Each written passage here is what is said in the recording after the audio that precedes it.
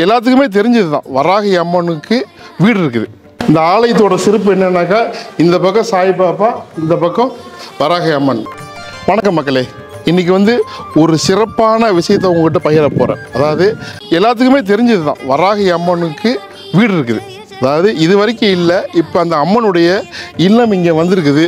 அவங்களுடைய பக்தர் அவங்களுக்காண்டி எல்லாமே, அதாவது அவங்க பணிவிடையாக நான் சேவையாக செஞ்சுருக்கிறேன், அது அம்மனுடைய வீடு, அவன் அம்மன் இருக்குன்னு நினச்சாங்க. அப்படின்ட்டு நாங்கள் இந்த பக்கத்தில் நம்ம அந்த தொழிலை செய்கிறோம். அதனால நம்ம பக்கத்தில் இருக்கக்கூடிய வராகி அம்மனுடைய அந்த பக்தர்கள் யாராவது இருந்தீங்கன்னாக்கா கண்டிப்பாக இங்கே வரணும், அவங்களுடைய அருளை நீங்கள் பெற்றுக்கணும். உள்ளுக்குள்ளே வாங்க. இந்த ஆலயத்தோட சிறப்பு என்னன்னாக்கா, இந்த பக்கம் சாய்பாபா, இந்த பக்கம் வராகி அம்மன். அவங்களுக்குன்னே ஆலயம், இங்கே யார் வேணாலும் வரலாம், எப்போ வேணாலும் வரலாம், எந்த ரெஸ்ட்ரிக்ஷனும் கிடையாது.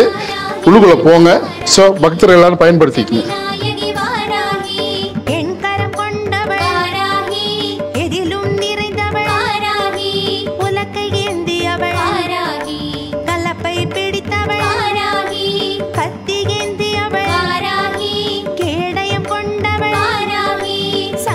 பார்த்தீங்களா எவ்வளோ சிறப்பாக இருக்குது.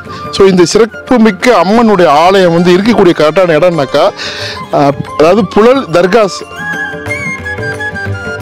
விளாங்காடு பக்கம் தர்காஸு, சாய் பாலாஜி நகர் அதுக்குள்ளேயே இருக்குது. ஸோ இங்கே வரக்கூடியவங்க எப்படி வரணுன்னாக்கா, மாதாவரம் அடுத்து புழல் வரலாம், இல்லை ரெட் ஹில்ஸ் வரலாம்.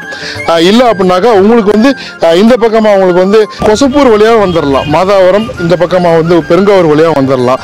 எல்லா பக்கமும் வழி இருக்குது. சிறப்பு மிக்க ஆலயத்துக்கு வரவங்களுக்கு இந்த லொக்கேஷனோட லிங்க் கீழே கொடுத்துட்றேன். தரிசனம் செய்யுங்க, வளம் பெறுங்க. வாழ்த்துக்கள்.